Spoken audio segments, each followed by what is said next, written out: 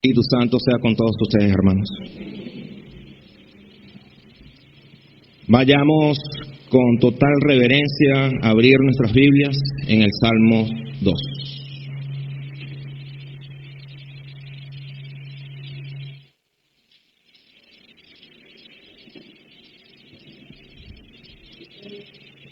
Salmo número 2.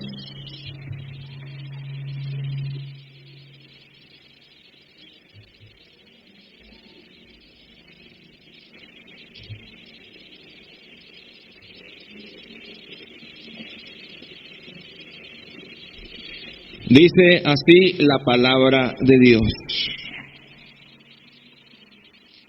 ¿Por qué se amotinan las gentes y los pueblos piensan cosas vanas? Se levantarán los reyes de la tierra y príncipes consultarán unidos contra Jehová y contra su ungido, diciendo: rompamos sus ligaduras y echemos de nosotros sus cuerdas. El que mora en los cielos se reirá, el Señor se burlará de ellos, luego hablará a ellos en su furor y los turbará con su ira. Pero yo he puesto mi rey sobre Sión, mi santo monte. Yo publicaré el decreto. Jehová me ha dicho: mi hijo eres tú, yo te engendré hoy. Pídeme y te daré por herencia las naciones, y como posesión tuya los confines de la tierra. Los quebrantarás con vara de hierro, como vasija de alfarero lo desmenuzarás. Ahora pues, oh reyes, sed prudentes, admitid amonestación, jueces de la tierra. Servid a Jehová con temor y alegraos con temblor. Honrad al Hijo para que no se enoje y perezcáis en el camino, pues se inflama de pronto su ira. Bienaventurados todos los que en Él confían. Oremos. Amado Dios, queremos darte las gracias, Señor. Padre, como diría alguna vez Agustín, he izado la bandera, Señor, así que coloca tú el viento. Señor, ha llegado el momento más importante de la semana, que es la predicación de tu santa palabra, Señor. Ayúdame, Señor, a poder comunicar las grandezas, Señor, las perlas encontradas en este pozo, Señor. Y que tu pueblo esté, Señor, adorándote, escuchando la santa palabra, Padre.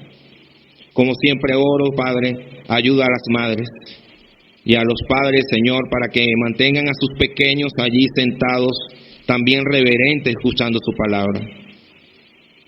Gracias te doy, Señor, por este día. Gracias te doy por tu santa palabra, Señor, que estará ahora mismo predicada. Te damos muchísimas gracias y oramos en el nombre de Cristo Jesús. Amén. Salmo 2. Vayamos y empecemos en el Edén. Vayamos al Edén. En el Edén ocurre uno de los actos más terribles, y es que el padre de la mentira seduce a Eva con algo que hasta hoy sigue siendo atractivo para el ser humano, y es diciéndole: con que Dios os ha dicho que no comáis de todo árbol de este huerto. Esta pregunta del diablo es una táctica astuta que al final envuelve la pregunta. No es directo, sino que él busca con su pregunta dañar la reputación de Dios, haciéndola pasar por incierta, quitando la autoridad al legislador divino. Es como decir: pero ¿quién es este que te pide eso? O sea, ¿quién es este Dios que te pide tal cosa? Rompe sus ligaduras. Él no es nadie para que te diga esto. Desde este momento, este vendría a ser el común denominador en la historia de la humanidad. Una y otra vez, criatura buscándose zafarse de las ligaduras de Dios y de darle la espalda por completo. Vayamos más adelante en la historia.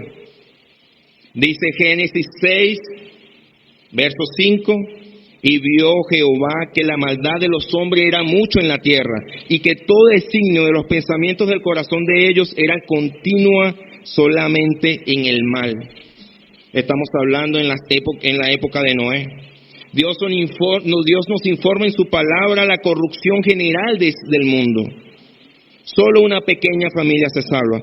Todos se comportaban sin ningún tipo de restricción moral, sin nada que los sujetara. Una vez más, el hombre zafándose de las ligaduras de Dios.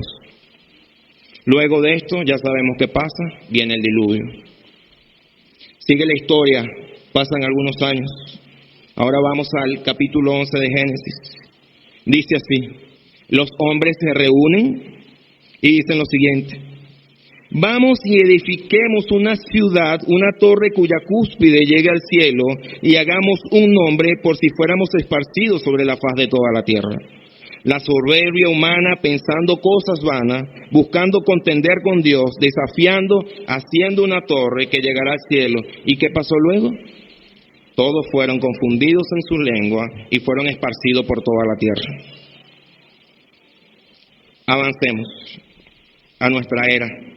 Los evangelios relatan cómo dos grupos que se odiaban a muerte, que era el Sanedrín y Pilatos, ahora se reúnen para matar a Jesús.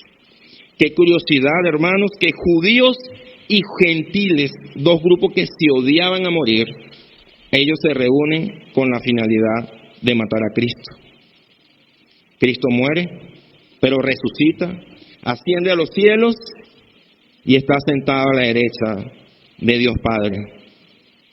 La historia humana continúa, pero Cristo, como todo, como Él lo cambia todo en la historia, desde ahí, como ya las personas no podían ir contra Cristo, va en contra de su cuerpo, que es la iglesia. La historia avanza, las sociedades se van desarrollando y con ellas los procesos de colonización.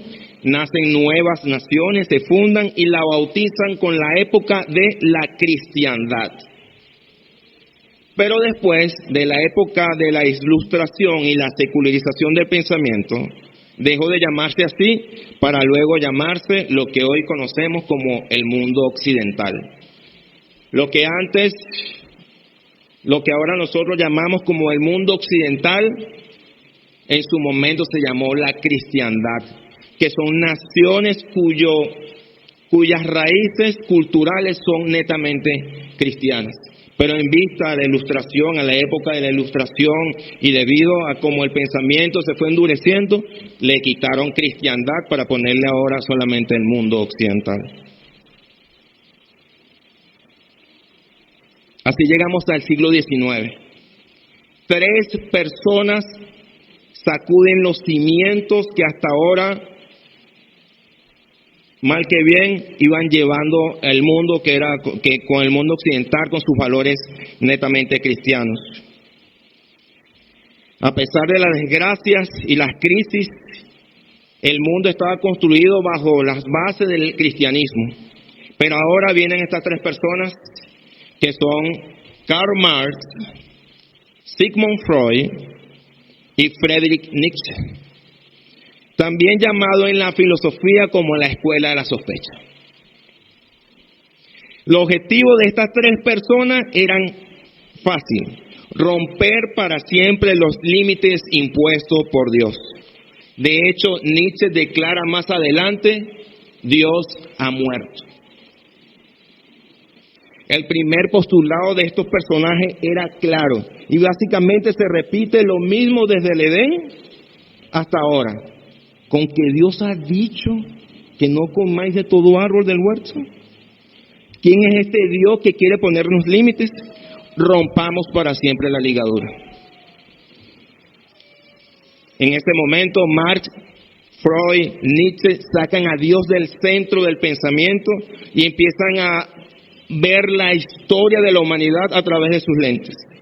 Marx introduce lo que llaman la lucha de clases, y eso cambia para siempre las estructuras sociales. Freud, por su parte, él explora en la conciencia humana y se da cuenta que hay deseos reprimidos en el ser humano y que esto modifica en el comportamiento de la sociedad de los individuos. En otras palabras, hermano, lo que quiero decirle es que el pecado original ya no existe. Y lo que nosotros llamamos, el pueblo de Dios llama como concupiscencia, para ellos son deseos reprimidos que el ser humano tiene que buscar salir de ellos. Y está bien. Nietzsche, por su parte, él va directamente a lo moral. Y la idea de él era cuestionar toda la moralidad y la tradición en la religión, quedando así todos los pueblos desprovistos de límites morales que había establecido Dios en su palabra. Pero como ya sabemos, esto solamente ocurrió en conocimiento, ya que la palabra de Dios y su ley moral reside ¿en dónde? En el corazón del hombre. Se puede quitar de las sociedades estos límites morales desde el punto de vista de conocimiento, pero en nuestros corazones Dios sigue acusando a la humanidad. En conclusión, hermanos, para aquella época, estas tres personas, ellos concluyen lo siguiente: todo hasta ahora está muy mal. Todo lo que habíamos pensado en la humanidad, todos los desarrollos que habíamos hecho, está muy mal. ¿Por qué? Porque estaba sugestionado por la religión, por los deseos reprimidos del ser humano, por las cuestiones de la moralidad, y que Marx decía, no, todo es ahora una lucha de clases. Desde el principio de la humanidad, todo es una lucha de clases entre el que tiene el poder y aquellos que le dicen en ese momento los obreros o la proletariado. De ahí la decadencia del mundo occidental y de estos países de nuestra región que viven en un hostil combate en contra de la verdad de Dios. La consecuencia de este nuevo pensamiento de sacar a Dios del centro, al pasar de los años se ha vuelto mucho más loca. Y vemos cómo cada día nuestras sociedades empujan más los límites establecidos por Dios. Lawson lo decía de manera genial. Él decía, nuestros días harían que Sodoma y Gomorra se sonrojaran. Lo que antes era impensable es ahora algo sin censura y sin filtros. La nueva moralidad es la inmoralidad antigua, pero con esteroides, dice Lawson. Cierro la cita. El Salmo 1 retrata muy bien la progresión del pecado: consejo de malos, camino de pecadores y silla de escarnecedores. Pero ahora entramos al Salmo 2 y presenta otro ámbito del pecado. No estamos hablando de consejos sutiles de maldad ni de personas que pecan y que son socialmente, moralmente más o menos buenas.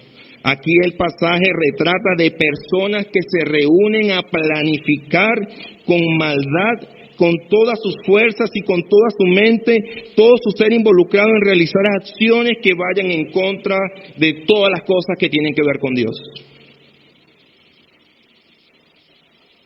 El Salmo 1 da la imagen, como ya lo prediqué la vez pasada, de dos caminos, dos destinos.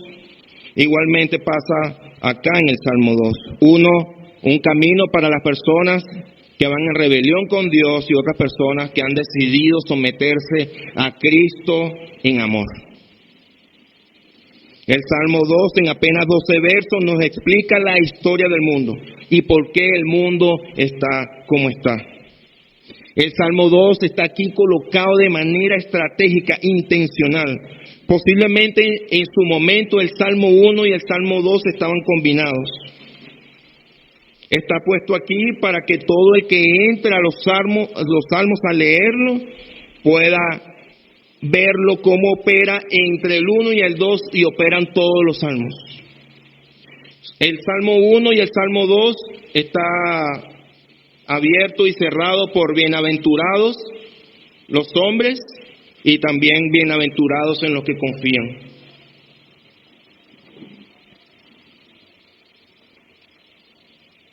El Salmo 2 nos paseará por muchas doctrinas, pero en ella veremos el resplandor, el plan divino de Dios revelado.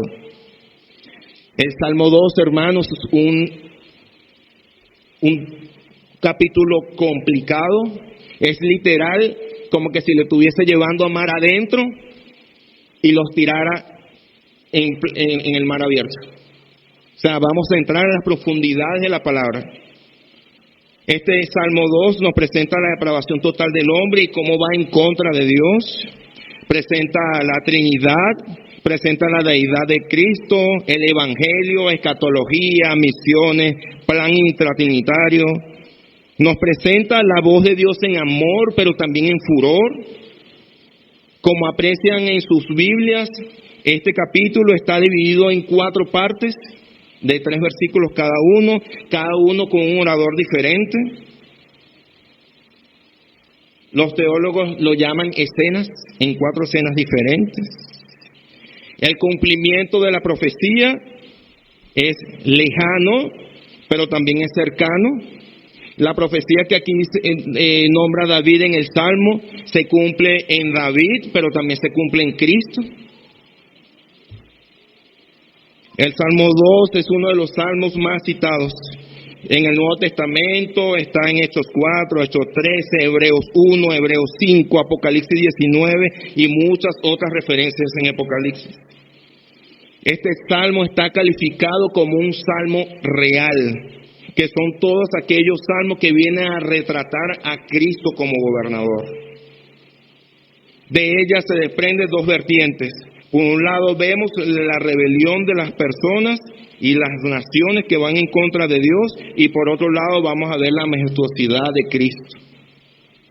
David, bajo la dirección del Espíritu Santo, usa su reinado y sus elementos para profetizar aquí sobre el reino del Mesías. David, al escribir este salmo, entendía que todo lo que ocurría en cuanto a la oposición de su reinado, el establecimiento y confirmación del reino mesiánico, todo esto era sombra de lo que había de venir con Cristo Jesús. Usando estos elementos de cómo describe David esto, vamos a desarrollar el tema, y aquí voy a presentarles el bosquejo. Para los que anotan, el título de esta prédica se llama El plan divino revelado. El plan divino revelado. Lo haremos en 4 puntos. El primer punto es la rebelión de las naciones, que van desde el verso 1 al verso 3. Después vamos a ver la respuesta y castigo, será el segundo punto. Respuesta y castigo, que será desde los versos 4 y 5. El punto 3 será el ungido y su reino, que va desde el verso 6 al 9. Y por último veremos la exhortación a los reyes, que van desde el verso 10 hasta el verso 12. Iglesia, importante, estamos leyendo un libro del Antiguo Testamento. Mi enfoque en este texto no será como de David mirando hacia adelante, mirando hacia Cristo, no. Mi enfoque en este estudio será como a Cristo mirándolo en el Salmo. Esto nos permitirá no llegar descalzo al Salmo, sino que lleguemos con una mirada fija de qué nos vamos a conseguir en el Salmo. Cristo le decía a sus discípulos en Lucas 24:44, que estas palabras que os hablé estando aún con vosotros, que era necesario que se cumpliese todo lo que está escrito en mí, en la ley de Moisés, en los profetas y los salmos. Este salmo presenta un vistazo general como una visión maravillosa de un plan divino. Así que escuchemos con nuestros oídos afinados por la fe y contemplemos como un espejo el triunfo final de nuestro Señor Jesucristo sobre todos sus enemigos. Pero empecemos como el Espíritu Santo presenta aquí el bosquejo. Y empezamos con el punto 1, la rebelión de las naciones. Leo para ustedes nuevamente Salmo 2. ¿Por qué se amotinan las gentes y los pueblos piensan cosas vanas? Se levantarán los reyes de la tierra y príncipes consultarán unidos contra Jehová y contra su ungido, diciendo: rompamos sus ligaduras y echemos de nosotros sus cuerdas. Aquí el autor hace inmediatamente un paralelismo con el Salmo 1. Lo que aquí vemos como pensar que piensan cosas vanas y consultar, que los príncipes consultan, es literalmente el mismo verbo que nos conseguimos en el Salmo 1 que dice meditar. Utiliza el mismo verbo que se utiliza en el Salmo 1 para decir que meditará en la ley de Jehová de día y de noche. Es exactamente el mismo verso que introduce aquí el Salmo 2. O sea, literalmente habían gentes que tramaban cosas malas en contra de Dios. Hay gente que literalmente está pensando hacer lo malo en contra de Cristo y su cuerpo. El texto presenta un grupo que la gente que está participando de forma activa. Estas personas que están aquí, que se amotinan, no son invitados a un grupo, no son personas que verdaderamente están activas y participando sobre este plan. No son estas personas que se amotinan acá, que dicen en el Salmo 2, versículo 1, no son personas que estaban allí por casualidad. Literal, estaban buscando, tramando hacer cosas en contra de Dios. Estos primeros 3 versículos hacen una descripción de la naturaleza del hombre. Todos en contra de Cristo, el Cristo de Dios. Y el mejor comentario de esto lo conseguimos en el mejor comentarista que tenemos, la misma Biblia.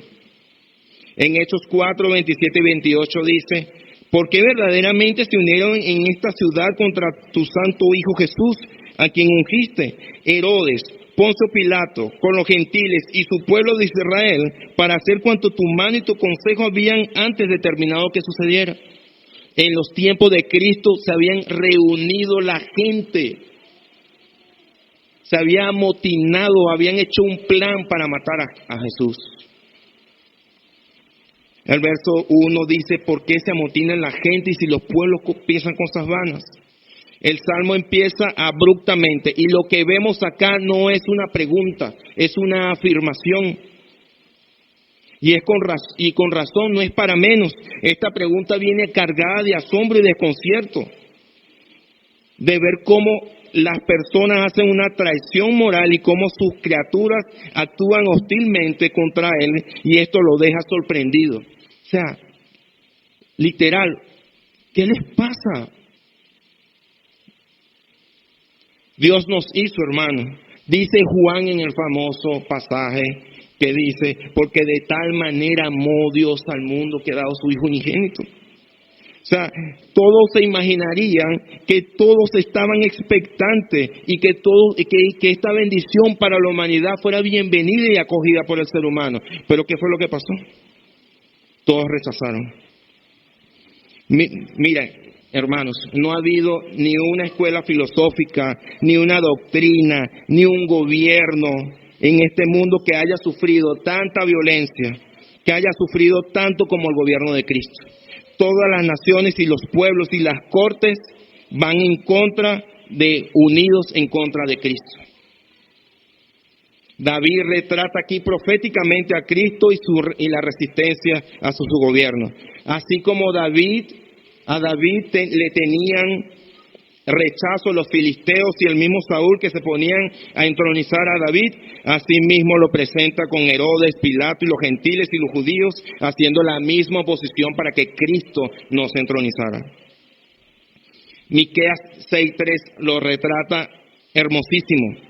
Miqueas 6:3, y leo para ustedes, dice así: pueblo mío, ¿qué te he hecho? ¿En qué te he molestado? Fíjense, el mismo Señor diciéndole a su pueblo, o sea, díganme, ¿en qué les he hecho? Las personas no tienen ninguna razón para amotinarse en contra de Dios. De esto no sacarán ningún beneficio. Su oposición a Dios son cosas, como lo retrata la palabra, son cosas vanas, no van a prosperar. El verso 2 dice: se levantarán los reyes de la tierra y príncipes consultarán unidos contra Jehová y contra su ungido. Desde el tiempo de Babel, los hombres continúan uniéndose en contra de Dios. Les da la sensación que dos personas unidas o más dan la oportunidad de vencer a Dios. No lo hacen solos, tratan de unirse, porque eso les da la sensación de que podemos ganarle si nos unimos todos.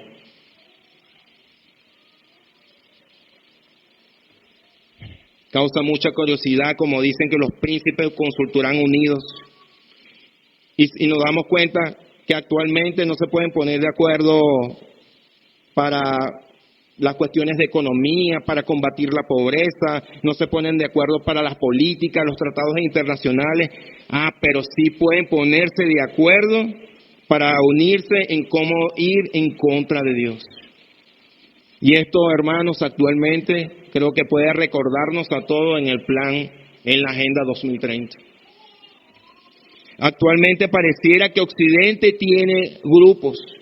Para Occidente, cuando uno habla con las personas, te puedes conseguir con dos personas. Las personas que son ateas y se declaran así, pero hay otras que son deístas, que son personas que creen en Dios y andan, y hay otro grupo que son panteístas. Y ellos andan por la vida tranquilamente. En Occidente abunda este grupo de personas. Todo pasa cuando hablamos de Cristo. Ahí la conversación cambia. Nadie quiere que le toque su moral. Hablar de Cristo es hablar directamente de que esa persona hizo algo. Y esa persona ama su pecado. Y por eso vamos a conseguir oposición cuando hablemos de Cristo. Resumiendo, hermanos, el hombre no tiene problemas intelectuales con Dios, lo tiene desde el sentido moral. No quieren a un Señor sin saber lo que tienen un Señor, que es el diablo. Los príncipes de este mundo conspiran juntamente contra Dios y su Cristo, y lo hacen con mucha astucia, sistemáticamente, no apresuradamente. Podemos ver cómo las naciones se unen para hacer sus planes, y estos planes, hermanos, son sistemáticas, no son abruptas, no irrumpen en la cotidianidad, así como así, sino que ellos utilizan cuestiones psicológicas. A muchos, no sé si muchos han escuchado la ventana de Overton, que es que ellos salen un día, lo que es para uno espantoso, que no se habla, un día te lo dicen en una noticia, al año sale un experto hablando y cuando vienes a ver tienes la doctrina, una doctrina diabólica instalada en la sociedad. ¿A dónde creen que van con sus doctrinas de homosexualismo y unión gay y todo eso? A los niños. Ellos lo que están haciendo es de forma sistemática colocando lobbies para ir en contra, directo, en contra de la familia. Como decía el gran Spurgeon, ojalá que los hombres sirvieran a Dios con la mitad del cuidado y tesón que sus enemigos atacan a su reino.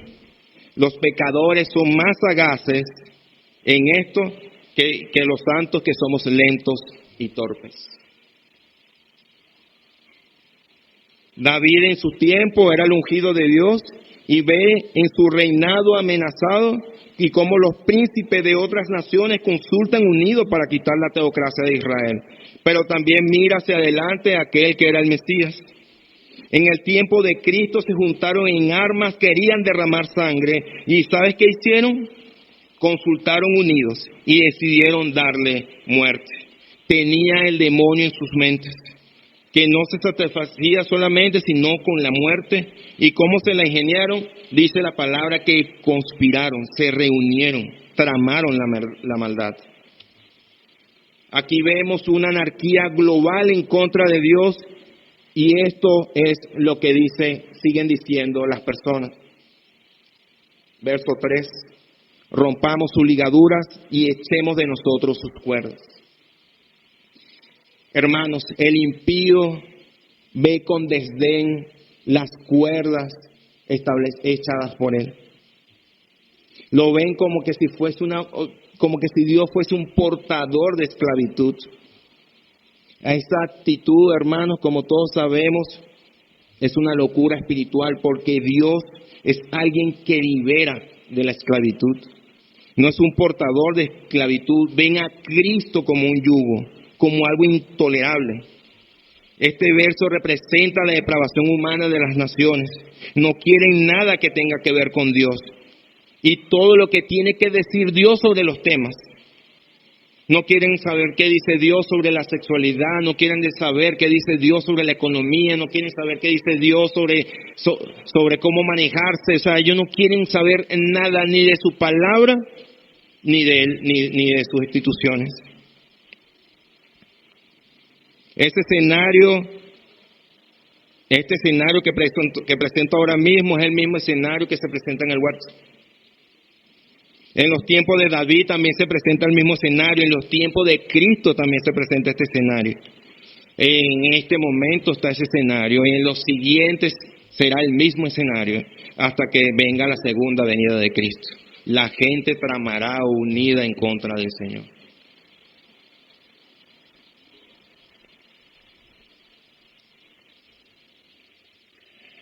Este grupo de gente son la misma gente que actualmente está gritando uniones homosexuales.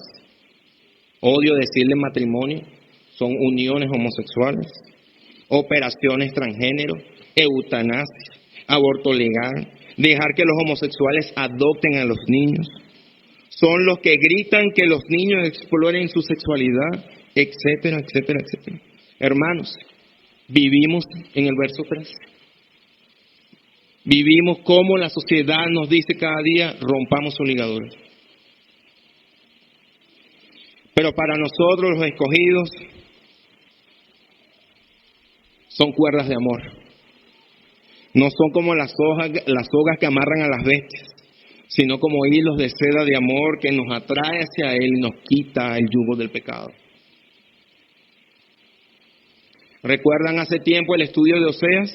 En 11:4, cuando decía, con cuerdas humanas los atraje, con cuerdas de amor, y fui para ellos como los que alzan el yugo de sobre su cerviz y puse delante de ellos comida. Cristo tiene para nosotros ligaduras y cuerdas morales que nos unen a Él y que estas ligaduras nos conducen a la felicidad. Pero esto para el impío es aberrante. Agustín de Hipona resume este verso de la siguiente manera: rompamos los grilletes y arrojemos de nosotros su yugo. En otras palabras, procuremos que la religión cristiana no nos ate moralmente ni se nos imponga. Es muy fácil, hermano, darle significado a este verso en esta época. Pero Dios, hermano, no toma a la ligera todo esto. Ahora veamos cuál fue la respuesta de Dios. Y veamos ahora el punto 2, que es la respuesta y el castigo de esa rebelión. Dice el verso 4, el que mora en los cielos se reirá. El Señor se burlará de ellos. Y luego hablará a ellos en su furor y los turbará con su ira. Vean cómo este verso hace una repetición. Aquí usa la misma herramienta gramatical para hacer el énfasis de que esto es ciertísimo, esto va a suceder. Vean cómo dice, el que mora en los cielos se reirá, el Señor se burlará de ellos. El que mora en los cielos, el Señor, se reirá, se burlará. Utiliza exactamente la misma oración con diferentes palabras, lo que hace que repite la expresión. El que mora en los cielos se reirá, el Señor se burlará de ellos. Está haciendo repetición de la misma expresión con otras palabras. Es importante resaltar que no es una risa como la nuestra, que sería sin duda una risa burlona al ver que una persona más pequeña que nosotros intenta algo, sino que hay que tomarla para generarle una tranquilidad al creyente, de cómo él percibe estas cosas. Él no se perturba para nada, iglesia. Él permanece inconmovible. Él mora. Fíjense cómo los pueblos se levantan, pero Él mora, no se mueve, Él sigue en su trono. En el texto hebreo, para referirse a Dios, utiliza la frase Adonai, que dice el Señor soberano. Él no está preocupado, Él no está preguntándose qué hacer a continuación, no se para de su trono, Él permanece en perfecta paz. El salmista quiere que veamos la siguiente imagen. Vayamos a Apocalipsis 4. Juan está en la isla de Patmos, es llevado en el Espíritu y dice lo siguiente: después de esto miré y he aquí una puerta abierta en el cielo, y es la primera voz que oí como de trompeta, hablando conmigo, dijo: sube acá y yo te mostraré las cosas que sucederán después de esto. Y al instante yo estaba en el Espíritu, y he aquí un trono establecido en el cielo, y en el trono uno sentado, y el aspecto del que estaba sentado era semejante a piedra de jaspe y cornalina, y había alrededor del trono un arco iris semejante en aspecto a la esmeralda. Juan queda impresionado no con las puertas, no con los colores, él queda impresionado con el trono. Ahí había alguien, no se movía, estaba morando. Se ríe, como dice el texto, mora en los cielos, no en un tono terrenal. Es el trono del cielo con autoridad sobre toda la creación. ¿Qué tiene que temer al que está en los cielos? En esta risa permanece la tranquilidad del pueblo de Dios, el consuelo de todo lo que amamos la justicia. Y resalto, Dios no se está regocijando del sufrimiento del pecador, Él se está burlando, es de la jactancia del ser humano, de cómo se atreve. Ahora la burla se convierte en palabras. Veamos el verso 5. Dice: luego hablará a ellos en su furor y los turbará con su ira. Sí, Dios se ríe en el cielo, pero Él no permanece activo. No solamente se ríe, antes de actuar contra la humanidad desafiante, primero le habla a la humanidad rebelde, pero ahora les habla en su furor. La palabra furor, aquí da la idea, se refiere literalmente a que la persona está haciendo ruido con su nariz, cuando está el enojo contenido. O sea, literalmente, cuando dice aquí en su furor, es porque Jehová está así. A eso da la idea acá con furor. Los enemigos de Dios se pueden enfurecer contra Él, pero es una necedad. Ellos no pueden hacerle daño, solo se hacen daño a ellos mismos, oponerse a los planes de Dios. Esto muestra la gran misericordia de Dios.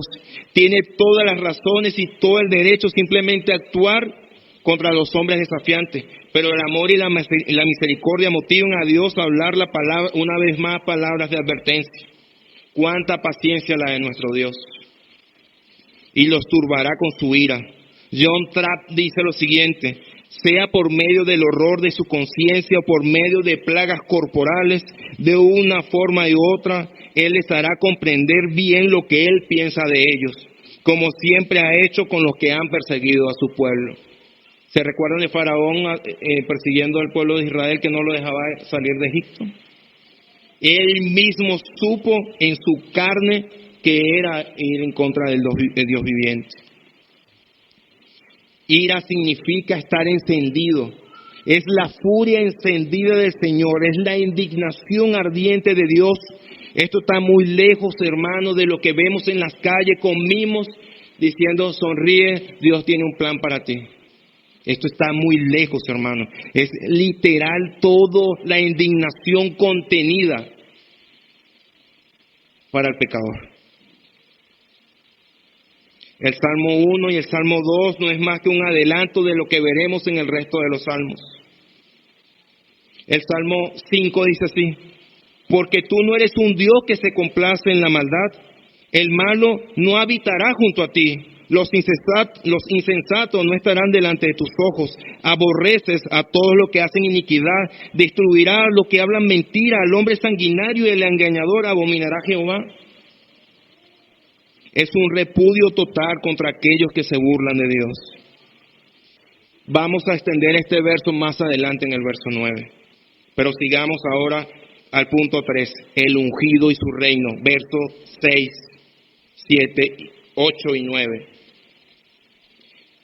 Pero yo, empieza el verso, pero yo.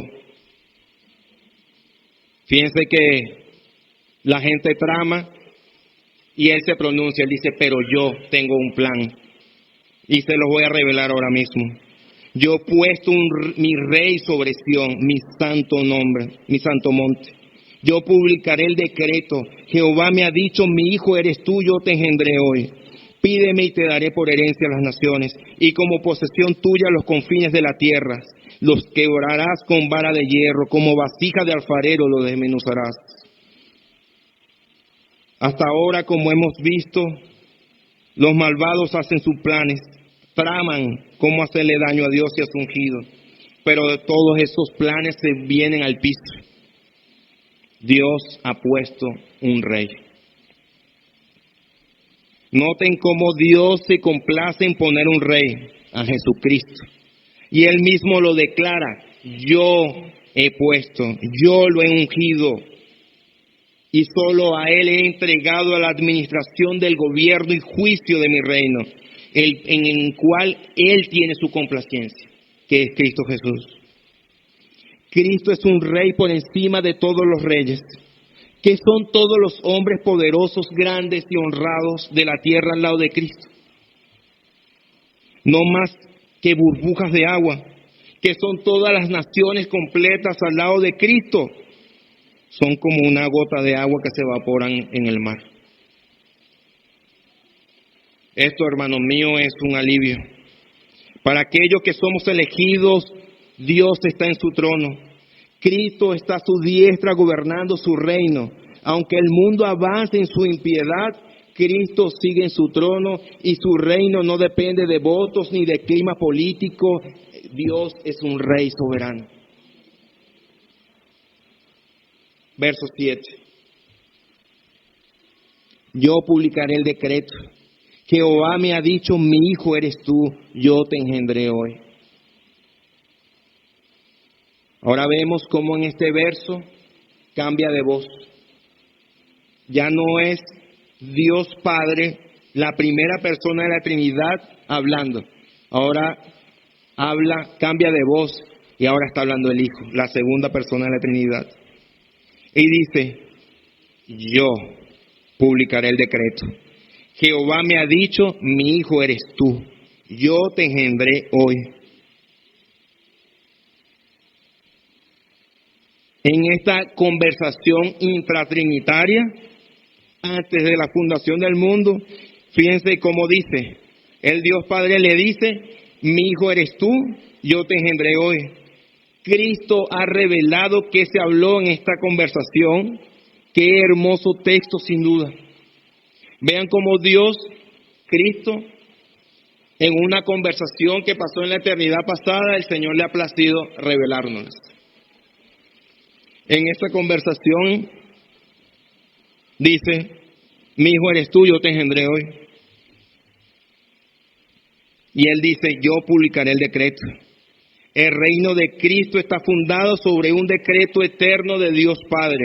No es una resolución, no es una prueba de un experimento, un ensayo y error, no fue algo que salió mal y ahora voy a hacer esto. Esto ha sido el resultado de consejo de la sabiduría divina. Hermanos, muchos se han metido en este mar de este verso y muchos han terminado en una isla desoladas por no tomar las previsiones para estudiar este pasaje y han llegado a él con irreverencia teológica en vez de con reverencia. Han llegado con curiosidad teológica pero no con reverencia. No con la reverencia que dijo Cristo, los salmos hablan de mí. Y ya les explico por qué, hermanos. Aquí nos topamos con la palabra engendré. ¿Y cómo es esto? ¿Cómo es esto que Dios engendró a Cristo? Hermanos, muchos han tropezado aquí con esta palabra. Muchos han cuestionado la Trinidad y la deidad de Cristo. Porque ¿cómo es que es esto que Cristo ha sido engendrado? Sin embargo, se lo dejaré claro. El salmista quiere dejar claro que fue Dios el Padre que le habló identificándolo como hijo. Esto es para enfatizar que el nombre más excelente que recibió Jesús es mayor que todos los ángeles, que es Hijo. Mi hijo eres tú. Esto no significa que hubo un momento en que Cristo llegó a existir. De hecho, Dios existía y todas las cosas creadas fueran hechas por Él. Esto no significa que el Padre creó al Hijo. El Hijo es eterno y sustancialmente igual que el Padre. No nos equivoquemos con este verso, hermanos. Fíjense que dice que mientras que los ángeles a veces se le llaman hijo de Dios en un sentido general, el Padre nunca le dijo mi hijo. En Job 1:6 podemos ver ese verso. Ningún ángel en ningún sentido específico se le ha reservado este título como a la segunda persona de la Trinidad, mi hijo. El autor de los Hebreos cita este pasaje en Hebreos 1:5 y dice así: ¿por qué a cuál de los ángeles dijo Dios jamás, mi hijo eres tú? Yo te he engendrado hoy, y otra vez yo seré el Padre y él será a mí hijo. Como evidencia de la deidad de Jesús y superioridad sobre todos los ángeles. Engendré también da una idea importante en contraste con lo creado. Jesús no fue creado, hermanos. Más bien Él creó todo lo creado. Engendré describe es una relación entre dos seres de la misma naturaleza.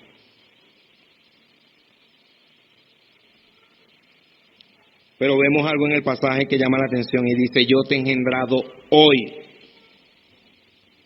Hoy da una unidad de tiempo. Ahora, ¿cómo se come esto? O sea, me estás hablando de que es una conversación en la eternidad pasada y sin embargo el Señor dice, hoy.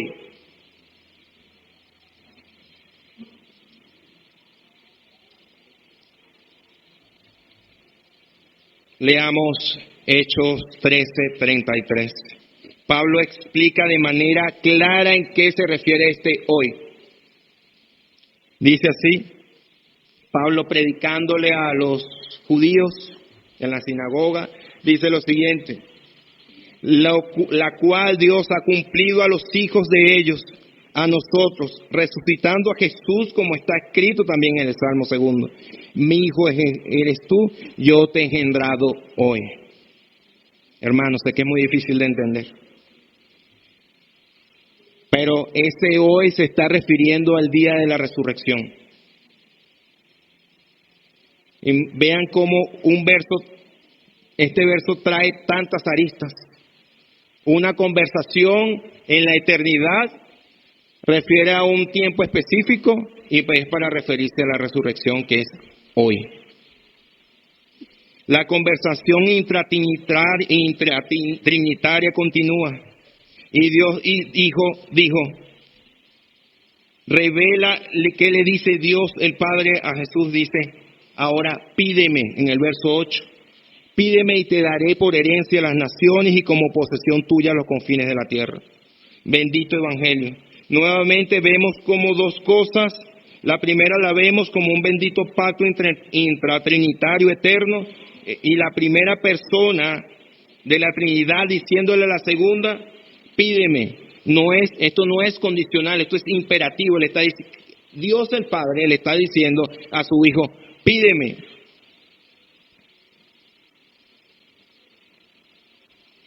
Vemos que repite dos veces la misma oración con la misma palabra, así como pasó con el verso 4. Herencia, dice, y te daré por herencia en la nación y como posesión tuya los confines de la tierra. Herencia es igual que posesión y naciones los confines de la tierra. Repite dos veces la misma expresión utilizando diferentes palabras.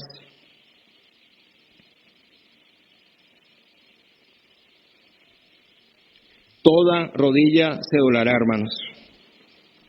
la tuya y la mía, sin duda. En este bendito pacto gestado en la eternidad, a Dios le ha placido poner un rey y entregar toda la administración de su reino a este rey. Ahora, con este doble título de rey e hijo, Cristo ya ha asumido también que será el sacrificio y que por medio de su santo evangelio todas las naciones vendrán a él. No dejemos escapar este detalle, hermanos. Dice, pídeme. Esto es en el tiempo ya. Es literalmente diciéndole Dios a Jesús, pídeme para que todos se unan a ti y todos sean salvados de la furia eterna. Dios dice, pídeme, y Cristo dice, quiero a los maracayeros. El Señor le dice, pídeme, y Él dice, quiero todas las naciones, quiero a República Dominicana, quiero a Argentina, quiero a Sudamérica.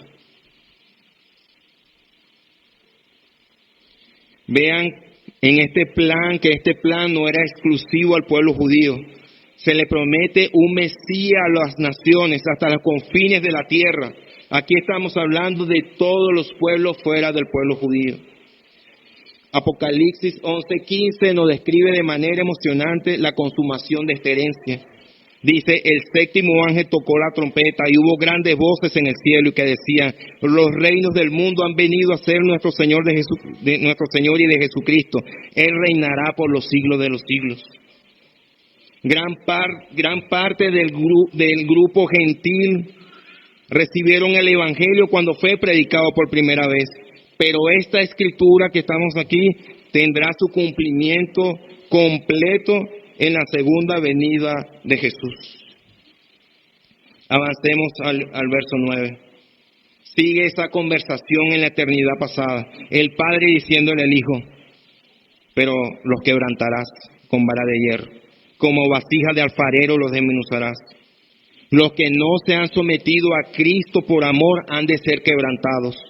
La vasija del alfarero no puede ser restaurada. Una vez ha sido desmenuzada y la ruina de los pecadores serán sin esperanza y con un Jesús que los hiere.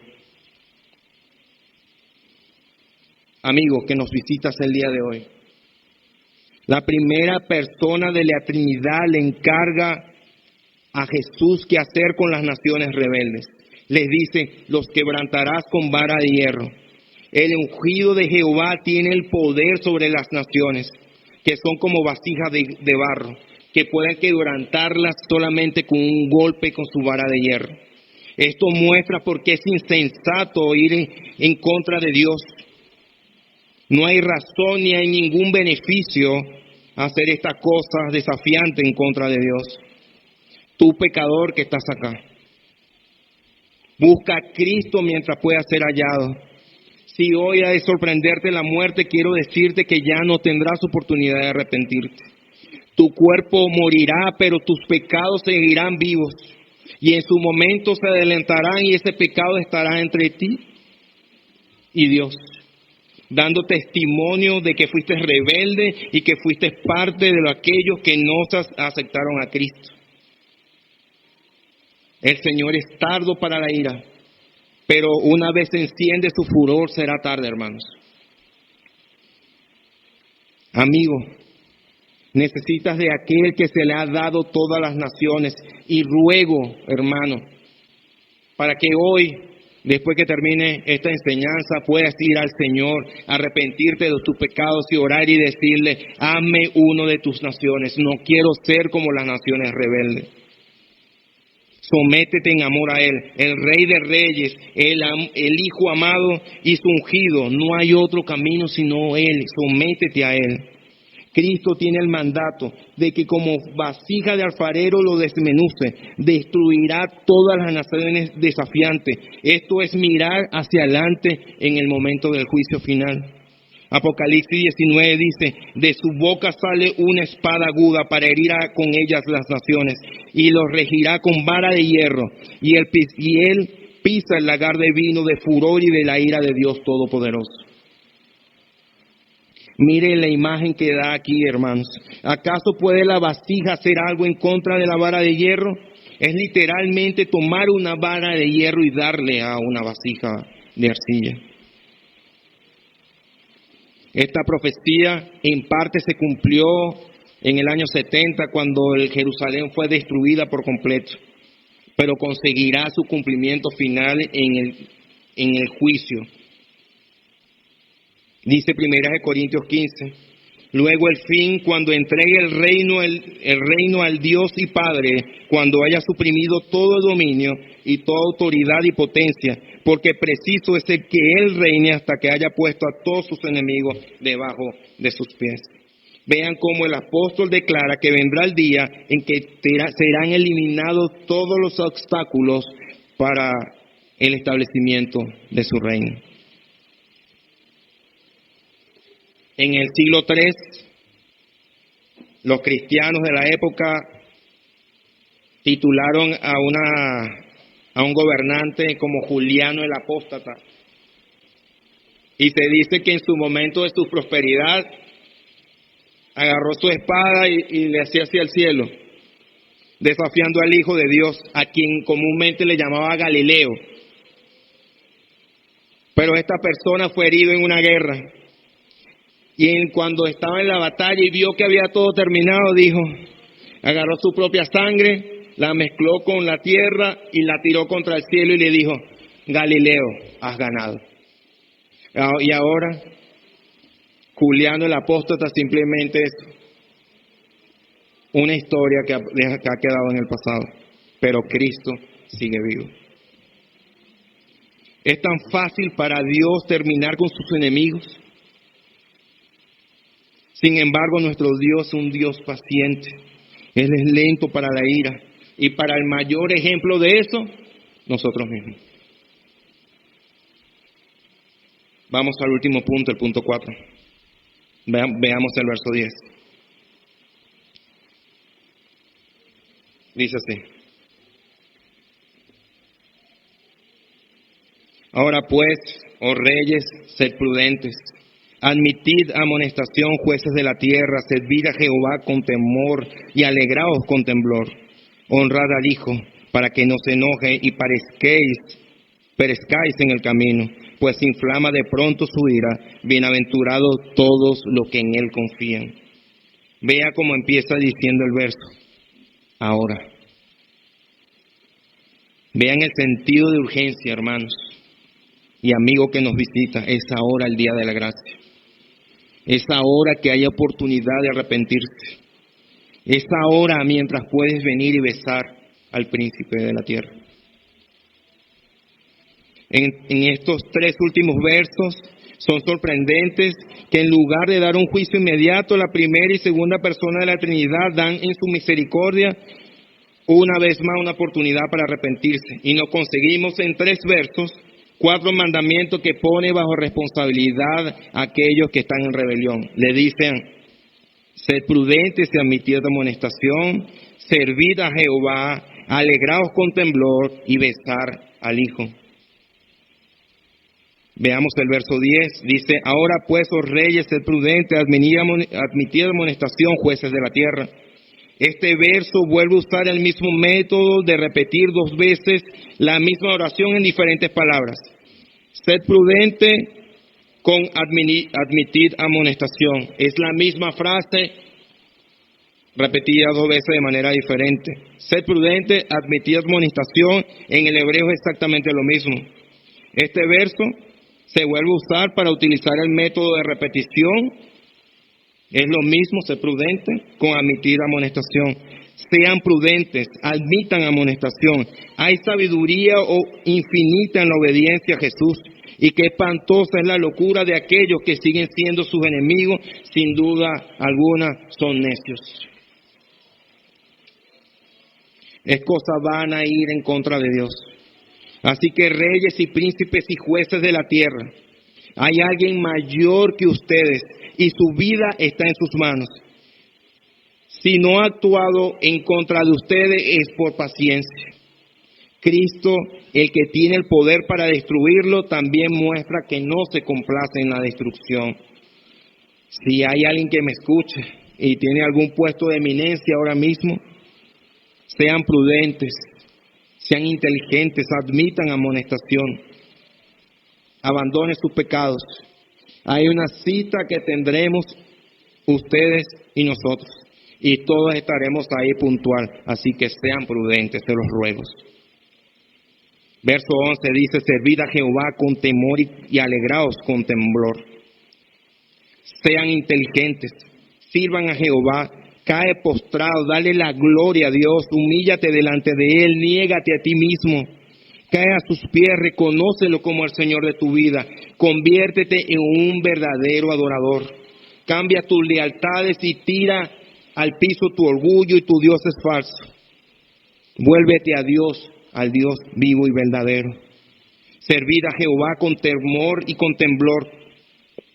El salmista llama a los reyes y jueces de la tierra a entregarse a Dios y darle la debida reverencia. En esta posición su sumisión y rendición puede alegrarse, pero con un apropiado temblor. Servir al Señor con temor. ¿Pero por qué con temor? Porque un servicio sin temor es arrogancia.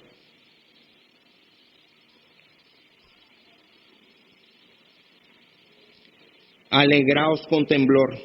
Óptimamente se ha añadido esta parte acá de alegraos para que no pareciera que servir al Señor es algo desdichado, sino más bien una alegría para aquel que sirve a Dios.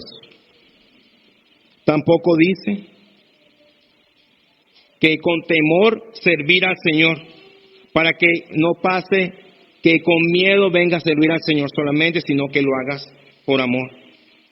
Verso 12, honrar al Hijo, para que no se enoje y perezcáis en el camino, pues inflama de pronto su ira. Bienaventurados todos los que en Él confían.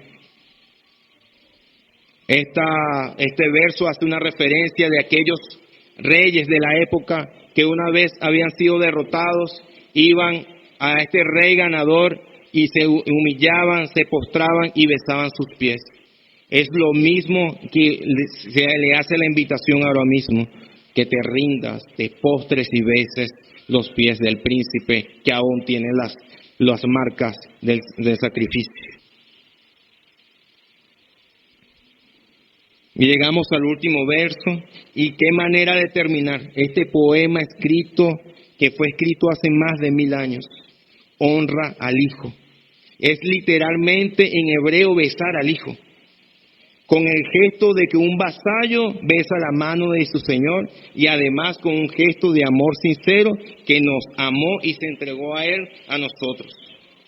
¿Por qué debemos honrar al Hijo? Aquí se presentan nuevamente dos caminos como el Salmo 1. Uno bendito y el otro maldito.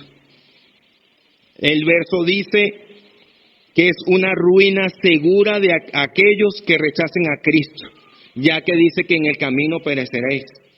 Y la felicidad de quienes se someten a Él, ya que serán bienaventurados todos los que en Él confían. Pues inflama de pronto su ira. Lo que está puesto pronto significa que será algo repentino. Mientras que los pecadores lo estiman como remoto o venidero muy a largo plazo, ¿cuántas personas de las con que uno habla y habla del día del juicio ven como eso venidero? Sin embargo, el Señor dice, pronto, unos días más, unas noches más, y pronto estaremos frente al Señor en su juicio.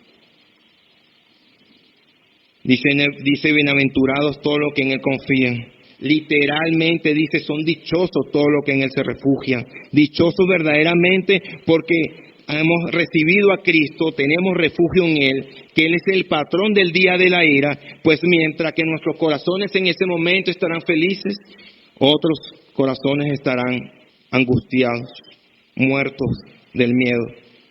¿Cómo no ser felices, hermano? ¿Cómo no ser bienaventurados si se nos ha quitado la ruina del pecado? Se nos ha liberado de la destrucción eterna. Qué bienaventurados somos. Las puertas del paraíso aún están abiertas para todos los que quieran venir a Él. Aquí el Salmo recita el único requisito como evangelio que se necesita para escapar de su ira y entrar a la misericordia, a la gracia eterna, y que solamente necesitas confiar en Él. Muchos pensarán de que este estudio solamente serán para reyes o jueces, o príncipes. Pero, hermanos, si la invitación se le hace a los gobernantes del mundo, ¿qué quedará para el pueblo? Así que esta invitación, cuando la hace el salmista, lo hace para que todos acatemos esta orden. Llegamos al final del capítulo, terminando así.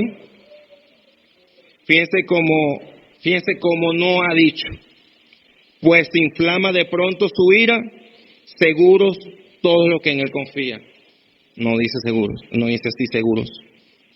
Dice bienaventurados todos los que en él confían. Como que si lo único que fuéramos a sacar es que seamos refrenados de la ira de Dios. Seremos supremamente realizados, hermanos. No solamente será frenada la ira a nosotros, sino que seremos colmados de sumos bienes en Cristo Jesús. Tengo algunas aplicaciones muy cortas y con esto cierro. Pueblo de Dios, oremos fervientemente por nuestras autoridades civiles. ¿Y cómo debemos orar? Que sean sensatos y prudentes y que se sometan al gobierno de Dios y Cristo. Querida iglesia, ¿quieren ser perfectos a la hora de adorar a Dios y a Cristo?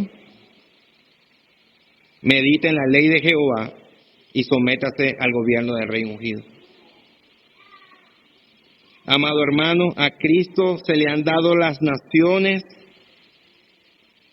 y que este sea nuestro motivo para llevar a Cristo a las naciones, ya que Él pidió, ahora nosotros participamos de ese honor predicando a Cristo y su gloria para que todas las naciones vengan a Cristo. Pero todavía nos queda un pedazo por realizar nosotros.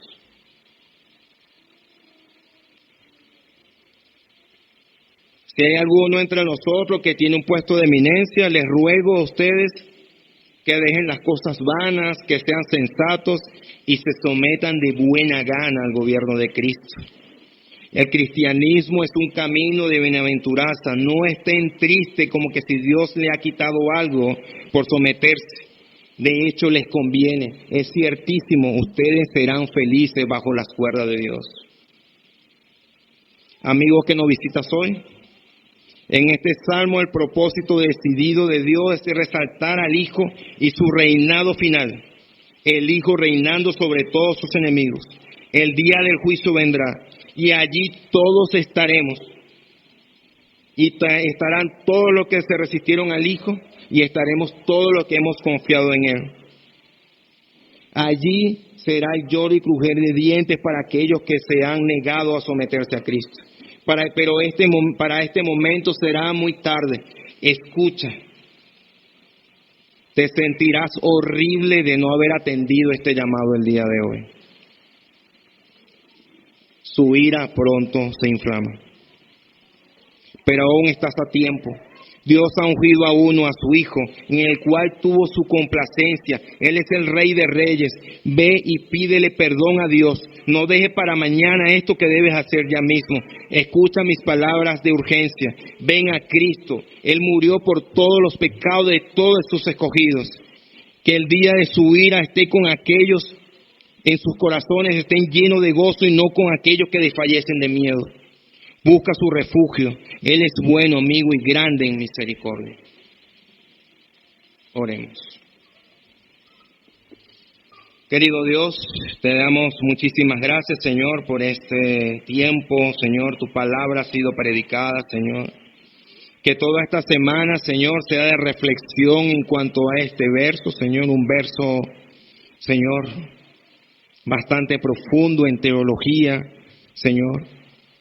Que ellos puedan entender todo el oro, Señor, que has dejado aquí en esta mina, Señor. Ayuda a tu iglesia, Padre. Señor, si hay alguno entre nosotros que aún no ha creído, Señor, quita las vendas de sus ojos, Señor. Cambia su corazón y hazlo en un corazón de carne, Señor. Haz que se vuelvan a ti pecadores, Señor. Convierte, Señor, pecadores a escogidos, Señor, a través de tu palabra.